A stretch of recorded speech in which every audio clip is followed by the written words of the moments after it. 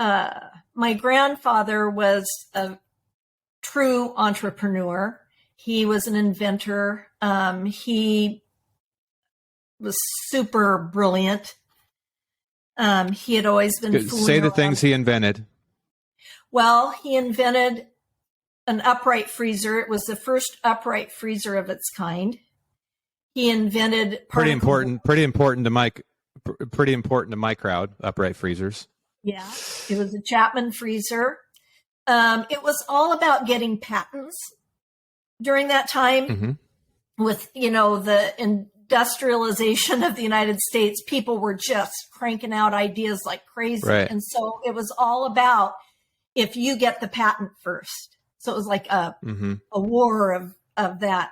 He invented a double propellered helicopter, which he did not act fast enough to get the patent on. The wheels to it were in the attic my whole childhood. We knew all about this.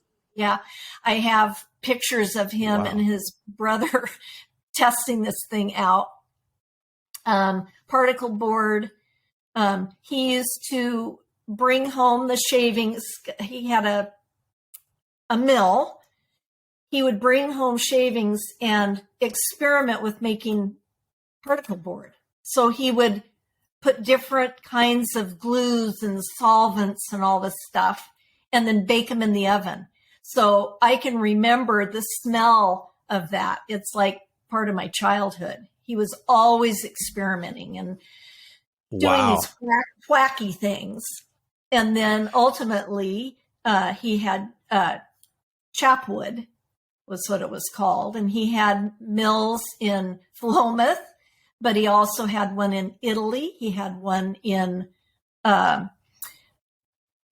think Japan, don't quote me on that, but they would travel the world and he would help these people. I don't know if he owned those mills or if he was a consultant or if, I don't know exactly the business end of it, but he was afraid to fly.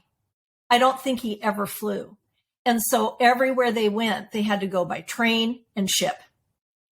And so, that was kind of cool.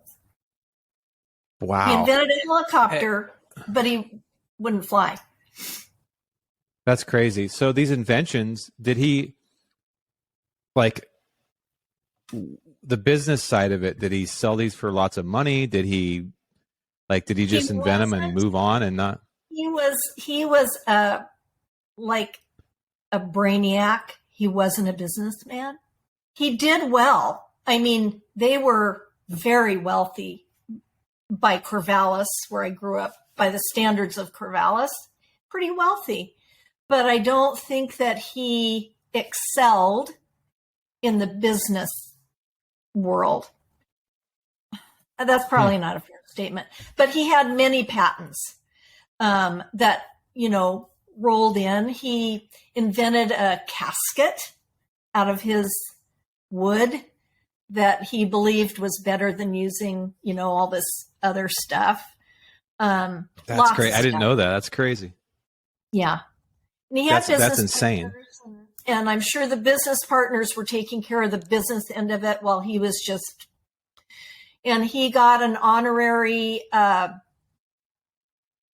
don't know if it was a doctorate from Oregon State in the field of engineering because he was such a forward thinker. He was kind of ahead of his time. He was, do you know what I mean? Mm-hmm. So, but anyway, I think I've read somewhere, you would know this, somewhere I found, all right, you have a letter or a, what do you call it? It was like it was the text from a speech he gave at Oregon State. Yes. Correct? To the engineering class. And I want to read it again because I remember being so impressed with the way he spoke.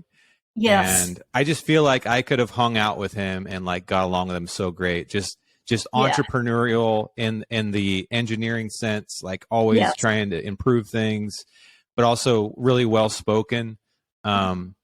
I'd love to have him on my podcast. Hey, I'm the best you're going to